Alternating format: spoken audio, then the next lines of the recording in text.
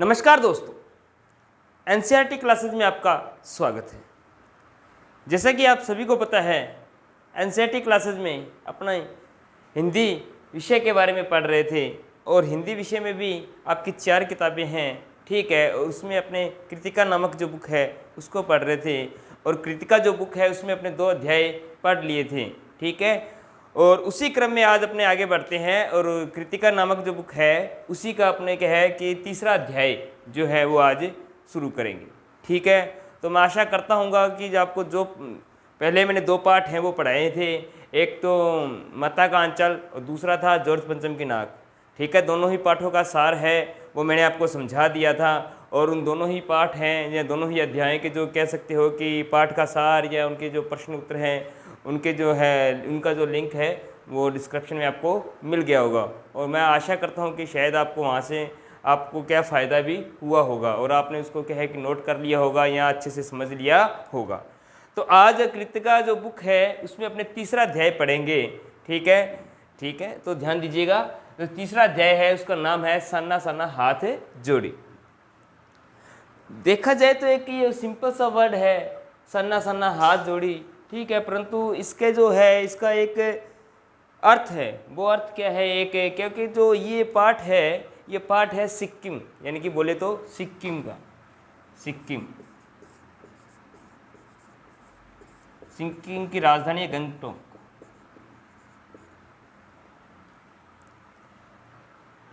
तो सिक्किम की राजधानी जो गंगटोक है, ठीक है। तो ये जो पाठ है सिक्किम के आसपास, यानी कि सिक्किम के वातावरण कह सकते हो या सिक्किम के आसपास का जो प्राकृतिक दृश्य है उसके चारों इर्द गिर्द घूमता है। और ये जो पाठ है एक तरीके से यात्रा वृत्तांत है, ठीक है। इस पाठ के अंदर क्या है कि यात्रा वृत्तांत है और लेखिका जो है अपनी सखी है मणि, लेखिका जो है अपनी सखी मणि और एक जो है गाइड है जितेन नार्गे, ठीक है। उसके साथ मिलकर के सिक्किम की यात्रा जाती है, यानी कि सिक्किम घूमने जाती है और वहाँ के प्राकृतिक वातावरण को क्या है कि अपने कैमरे में कैद करती है, अपने क्या है कि लेखक से आपको वहाँ का जो वातावरण है वो उसका दृश्य करवाती है। आखिरकार यात्रा वृत्तांत क्या होता है पहले वो समझिए। सबसे पहले जानिए कि यात्रा वृत्तांत क्या होता है, कि यात्रा वृत्तांत तो क्या होता है पहले वो देखिए। क्योंकि जो लेखक होता है, लेखक कह सकते हो, कवि कह सकते हो या कोई भी है, वो क्या है कि अपनी जो क्या है कि एक आपने बात सुनी होगी कि जहाँ ना पहुँचे रवि वहाँ पहुँचे कवि। लेखक क्या है कि अपने मन की जो बातें होती हैं, मन के जो विचार होते हैं उनको क्या है कि अपने पाठ के माध्यम से, कविता के माध्यम तक, ठीक है, आप तक पहुंचाता है। कहीं ना कहीं क्या है कि वो उन चीज़ों को सजीव करता है। सजीव बोले तो क्या है कि उन चीज़ों को अपने क्या है कि जहन में उतारता है, फिर आपके सामने प्रस्तुत करता है। उसका प्रस्तुतिकरण इतना अच्छा होता है कि जो है कि वो आपको ये ऐसा लगता है कि आप हूबहू वहाँ जा रहे हो। फॉर एग्जाम्पल, जब आप कोई कहानी पढ़ते हो, जब आप कोई कविता पढ़ते हो, तो जैसे कि मान के चलो तो कहानी और कविता पढ़ने के बाद में आपको ये लग रहा है कि ये घटनाएं आपके साथ घट रही है। तो वो ऐसा क्यों होता है? वो ऐसा इसलिए होता है क्योंकि लेखक है या कवि है उसके अंदर क्या है कि अपने सजीवता पैदा कर देता है। यानी कि क्या पैदा कर देता है? सजीवता पैदा कर देता है।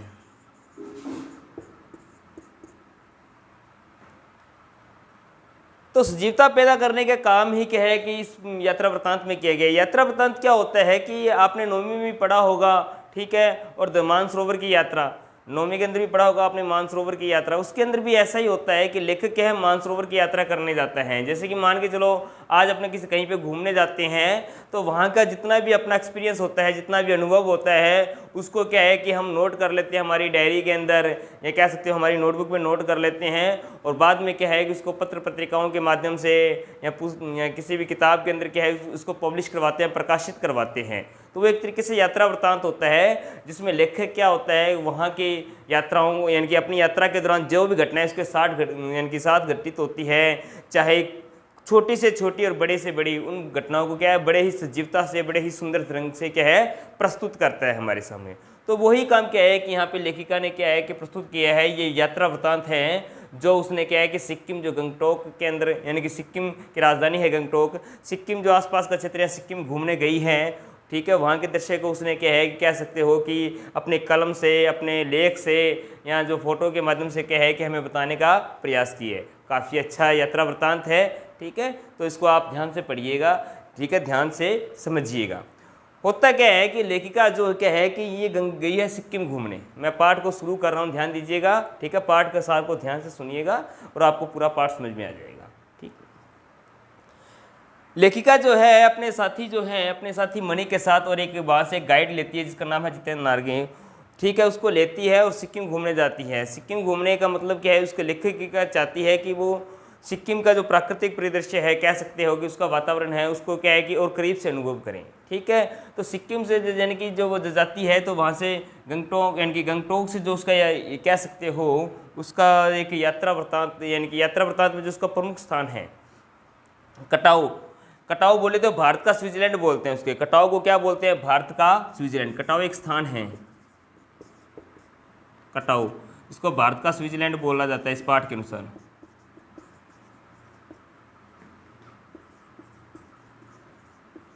वहाँ जाना चाहती है और ये पड़ता है लगभग, यानी कि गंगटोक से पड़ता है, ये गंगटोक से पड़ता है लगभग 149, यानी कि 149 किलोमीटर दूर है। तो ये क्या है कि वहाँ से अपने साथी मणि के साथ हो, मणि और एक वहाँ से एक लेखक लेती है, यानी कि लेखिका क्या करती है, वहाँ से एक गाइड लेती है, सॉरी, यानी कि गाइड लेती है जिसका नाम होता है जितेंद्र नार्गे। इन दोनों को क्या है कि साथ लेकर जाती है और वहाँ जाने के दौरान इसके रास्ते में इसके साथ कौन कौन सी घटनाएं घटती हैं, रास्ते में क्या होता है, ये सब वृत्तांत इसके अंदर बताया गया है।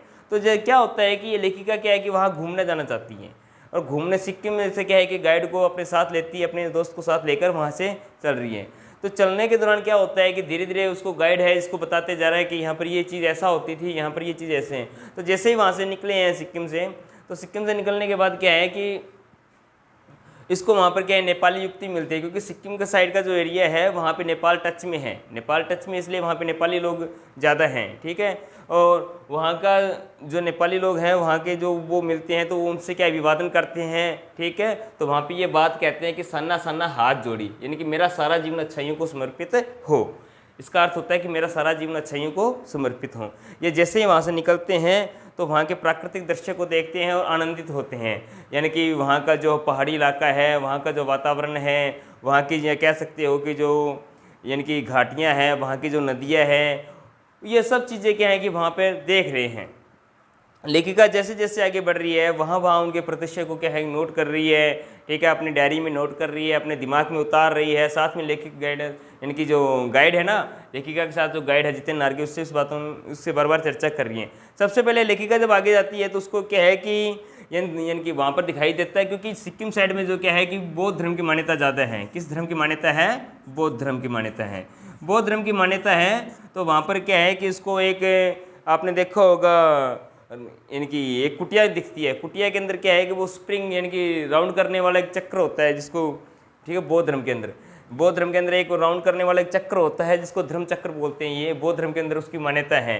तो वो उसको देख कर कहता है कि ये हमारे यहाँ पर धर्म चक्र है। इसको कहते हैं कि इसको छूने से, इसके चारों तरफ घूमने से क्या है कि स्प्रिंग टाइप होता है, यानी कि राउंडिंग करते हैं, उसके चक्र निकालते हैं। तो उनके बौद्ध धर्म में यह मान्यता है कि यदि कोई उसके चारों तरफ चक्र निकाल लेता है तो उसके पाप है वो धुल जाते हैं।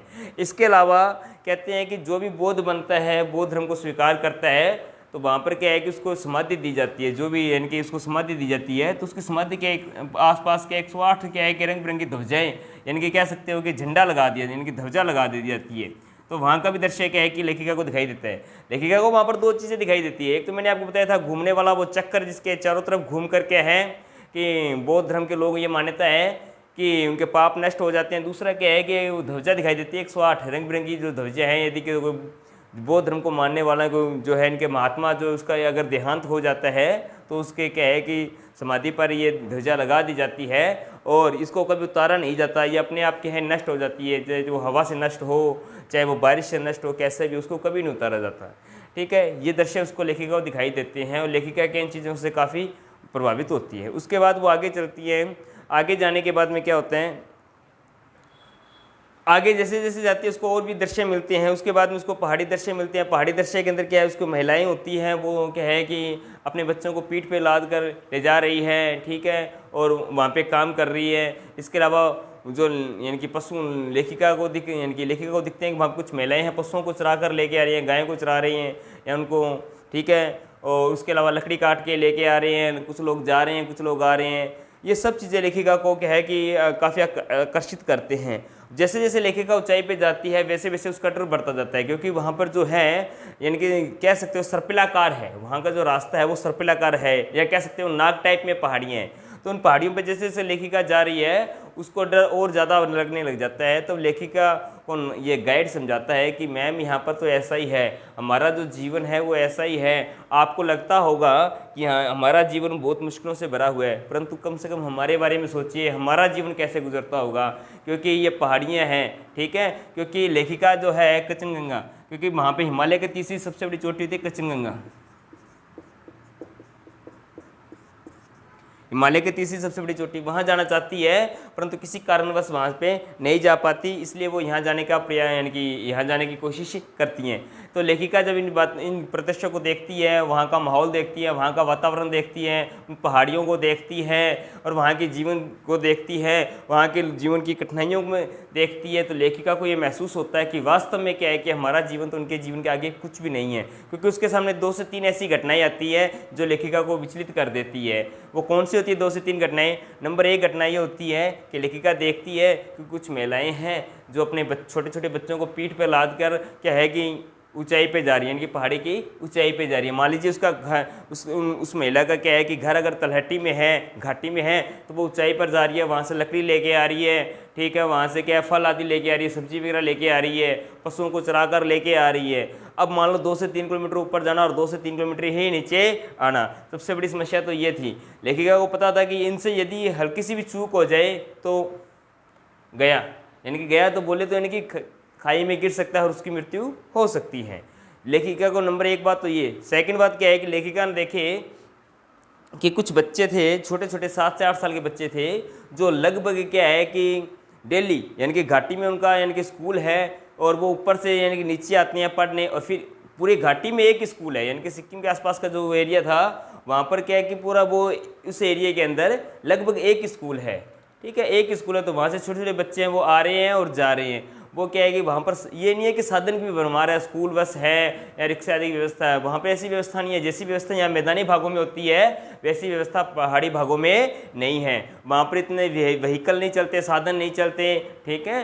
तो क्या होता है कि लेखिका इन चीज़ों को महसूस करती है कि हमारे जो मैदानी भाग हैं वहाँ पर व्यवस्था बहुत ज़्यादा अच्छी है वहाँ के मुकाबले, ठीक है। लेखिका देखती है तो लेखक उनको यानी कि लेखिका को ये जितेंद्र नार्गे बताता है कि मैम यहाँ पर ऐसा ही होता है, ठीक है। ये बताता है कि मैम यहाँ पर ऐसा ही होता है। कारण क्या है कि यहाँ पे छोटे छोटे बच्चे हैं, यहाँ पर पूरी घाटी में एक स्कूल है और ये बच्चे वहाँ से क्या है नीचे आते हैं और डेली 3 किलोमीटर जाना और 3 से 4 किलोमीटर आना, तो इनके लिए शिक्षा प्राप्त करना भी बहुत मुश्किल समस्या है। यहाँ पे जीवन यानी कि कुछ लोग तो होते हैं जीवन जी रहे हैं, परंतु यहाँ के लोग जो है जीवन को काट रहे हैं। यहाँ पर सबसे बड़ी समस्या इनकी होती है परिस्थितियों से मुकाबला करना, ठीक है। ये 2 समस्याएं लेखक के सामने थी, यानी कि लेखिका के सामने थी। एक तो महिला वाली, दूसरी थी हमने बता दी बच्चों वाली। उसके बाद में जब फिर वो आगे चलती है तो उसको कुछ महिलाएं दिखाई देती है जो चाय के बगानों में क्या है कि पत्तियों को यानी कि तोड़ रही है, क्योंकि इस साइड में क्या है चाय की पत्तियों का या चाय का बगान बहुत ज़्यादा है। तब वो लेखिका उन चीज़ों को देखती है, तभी लेखिका को ये महसूस होता है कि वास्तव में इतनी ऊंचाई पर ठंड के अंदर काम करना भी बहुत मुश्किल होता है। और वहाँ की जो महिलाएं हैं, वहाँ के जो लोग हैं, उनका जीवन वास्तव में बहुत ज़्यादा ही कठिन है हमारे जीवन के मुकाबले। क्योंकि हमें क्या है कि खाने को सोर्सेस तो मिल जाते हैं, ठीक है, ये कह सकते हो कि साधन तो है हमारे पास, यानी कि हमारे पास बहुत से संसाधन है, मैदानी भाग है, तो हम किसी प्रकार से अपने जीवन को क्या है कि जी लेते हैं। परंतु क्या है कि पहाड़ी इलाके में अपने आप को क्या है कि उस टेम्परेचर में अपने आप को क्या बनाए रखना, या कह सकते हो अपने आप को, उनको क्या है जीवन जीने से ज़्यादा अपनी परिस्थिति यानी कि जीवन को क्या है कि आगे बढ़ाने के अलावा अपने आप को जिंदा रखना ही बहुत बड़ी बात होती है। तो लेखिका ने महसूस करती है कि जब हम ये इतनी दूर से यहाँ घूमने आते हैं, ठीक है, हम पहाड़ों को देखने आते हैं, घाटियों को देखने आते हैं, बर्फीली घटाओं को देखने आते हैं, परंतु ये लोग यहाँ पर अपना जीवन यापन करते हैं और इनके पास सोर्सेज नहीं है, संसाधन नहीं है। किस प्रकार से ये लोग अपना जीवन यापन करते होंगे? हम तो यहाँ पर आकर के गंदगी फैला देते हैं, ठीक है। हम यहाँ पर आकर गंदगी फैला देते हैं, मस्ती करने आते हैं, मौज मस्ती करने आते हैं, परंतु ये लोग हैं ये प्रकृति को क्या है कि बहुत महत्व देते हैं। जैसे क्योंकि लेखिका जैसे वहाँ गंगटोक के आसपास जाती है, ठीक है, वहाँ पहुँचती है, कहाँ पहुँचती है, मैंने आपको बताया था कटाव पहुँचती है। कटाव पहुँचने के बाद में देखती है कि वहाँ पे एक नेपाली युवती होती है, ठीक है, नेपाली युवती होती है, और वहाँ पर क्या है कि लेखिका या उसके साथी जो वहाँ पर कचरा बिखेरते हैं, तो वहाँ पर लेखिका को वो उसके साथी कहते हैं कि मैम आप ऐसा यहाँ पर मत करें, क्यों? वो कहती है कि हम क्या है कि इसको पूजते हैं, हम क्या है कि इसको पूजते हैं, कटाव को पूजते हैं, हमारे लिए यहाँ गंदगी करना पाप करने के समान है, हमारे लिए यहाँ पे गंदगी करना पाप करने के समान है। यहाँ पर क्या है हम कचरा नहीं बिखेरते, किसी प्रकार का कोई भी अवशिष्ट नहीं डालते हैं, क्योंकि हम मानते हैं कि यहाँ पर हमारी पवित्र आत्माएं रहती हैं, हमारे देवी देवताओं का स्थान है यहाँ पर, इसलिए क्या है कि हम यहाँ पर क्या है किसी प्रकार का कचरा नहीं डालते। लेखिका को जब इस बात का पता चलता है तो उसको महसूस होता है कि वास्तव में यहाँ पर जो है यहाँ के लोगों की जो है मानसिकता ऐसी है कि आज इसी कारण से क्या है कि ऋषि मुनियों ने देवी देवताओं ने क्या है कि इस स्थान को पवित्र माना है। और अंत में लेखिका क्या है कि कटाव पहुंच जाती है, वहाँ के दृश्य जब देखती है तो लेखिका को काफ़ी आनंद मिलता है, बर्फ़ देखने को मिलती है, ऐसी लगती है मानो कि सफ़ेद बर्फ़ की चादर है वो ढकी हुई है। लेखिका उन चीज़ों को क्या है कि उन सारे वातावरण को, वहाँ के प्राकृतिक दृश्य को कैमरे में कैद करती है, ठीक है, और जब वहाँ से वापस आती है तो उसके जीवन में ये उसकी जहन में ये बातें रहती है, ठीक है, कि वास्तव में यहाँ का जीवन हमारे जीवन से कितना अलग है। वापस से आते समय लेखिका को क्या है कि जितेंद्र नार्गे बताता है कि गुरु नानक देव के बारे में बताता है कि गुरु नानक का वो इतिहास जुड़ा हुआ है वहाँ पर, क्योंकि गुरु नानक देव ने वहाँ पे क्या है कि चावल के दाने बिखेरे थे, जिस कारण से वहाँ पे चावल की खेती होती है। इस प्रकार से और भी बहुत सी चीज़ें हैं जो उस लेखिका को क्या वहाँ पर प्रभावित करती हैं। अंत में जो चीज़ें हैं वो लेखिका को प्रभावित ये करती है कि वहाँ एक नेपाली युवती से मिलती है, तो वो कहती है नेपाली युवती से मिलती है और उसको जो उससे बातचीत करती है तो उससे नेपाली भाषा भी सीख जाती है। और एक सिक्किम की लड़की है जो उससे मिलती है, वो उसको बताती है कि हम भारतीय हैं, न कि मैं वो लेखिका उससे पूछती है कि आप सिक्किम के हो, वो कहते हैं सिक्किम के तो हूँ ही, परंतु मैं उससे पहले एक भारतीय हूँ। तो लेखिका को ये सुनकर काफ़ी अच्छा लगता है, ठीक है। तो लेखिका का कहते हैं कि जब लास्ट में पता चलता है तो वहाँ पर हमारे एक आर्मी ऑफिसर होते हैं, आर्मी अफसर जिनका नाम था शेखर दत्ता। शेखर दत्ता ने क्या है उस समय ये महसूस कर लिया था कि ये जो सिक्किम है इसको आर्मी बेस कैंप तो मनाया जाए, परंतु यदि इसको पर्यटन स्थल बना दिया जाए, यानी कि कहने का अर्थ है इसको एक टूरिस्ट स्पॉट बना दिया जाए, तो आने वाले समय में ये भारत के लिए क्या है कि इनकम का सोर्स हो सकता है। तो ये जो आर्मी अफसर जो थे वो शेखर दत्ता, उन्हीं की यानी कि प्रयासों से क्या है कि पहाड़ों को काट कर, घटाओं को काट कर, घाटियों को काट कर क्या है कि ऊंचाई पर क्या है कि ये पिकनिक स्पॉट बनाया गया, कह सकते हो कि टूरिस्ट स्पॉट बनाया गया, जो आज भारत का प्रसिद्ध यानी कि टूरिस्ट स्पॉट है, ठीक है। यहाँ पर हज़ारों की संख्या में लोग घूमने जाते हैं। और इस प्रकार से क्या है लेखिका ने क्या है कि इस यात्रा वृत्तांत में क्या है कि यानी सिक्किम और सिक्किम के आसपास के प्राकृतिक दृश्य का काफ़ी सुंदर तरीके से वर्णन किया है। जब आप इस पाठ को पढ़ोगे तो आपको पता चलेगा कि आपको ये लगेगा वास्तव में आप सिक्किम में उसके चारों तरफ के वातावरण में घूम रहे हो, ठीक है। ये पाठ का सार था। ये पाठ का सार हमें ये शिक्षा देता है कि हमारा जो भारत है वो किसी जन्नत से कम नहीं है, ठीक है। और ये भारत की विशेषता है, इसीलिए कटाव को भारत का स्विट्जरलैंड भी कहते हैं, क्योंकि जितनी बर्फ़ स्विट्जरलैंड में होती है उतनी बर्फ़ यहाँ पे कटाव में होती है, जो सिक्किम से आगे ऊंचाई पर है, हिमालय की चोटी पे स्थित है, ठीक है। तो इस लेसन के अंदर क्या है कि लेखिका ने प्रकृति के प्राकृतिक दृश्य का बहुत ही सुंदर तरीके से वर्णन किया है। लेखिका ने प्राकृतिक दृश्य का तो वर्णन किया है, साथ साथ वहाँ के लोगों की जीवन शैली का, वहाँ के वातावरण का, ठीक है, वहाँ की यानी कि मान्यताओं का, वहाँ के धार्मिकता का या वहाँ के मंदिरों का, हर चीज़ का वर्णन बहुत ही स्ट्रिक्ट तरीके से किया है। यानी कि इस प्रकार से यदि आप वर्णन को पढ़ोगे, इस पाठ को पढ़ोगे, तो आपको ये लगेगा कि आप वास्तव में सिक्किम में घूम रहे हो, सिक्किम के प्राकृतिक दृश्य का आनंद ले रहे हो। तो मैं आपसे यही कहूँगा एक बार इस पाठ को ध्यान से ज़रूर पढ़िएगा, ठीक है। तो बाकी मैंने इस पाठ का सार आपको करवा दिया है, और अभी क्या है कि इसी पाठ का जो है सार और इसी पाठ की जो प्रश्न उत्तर है आपको इसी क्या है कि डिस्क्रिप्शन में जो लिंक दिया हुआ है उस वहाँ मिल जाएगा। तो ठीक है, तो मिलते हैं नेक्स्ट क्लास में। जय हिंद, जय भारत।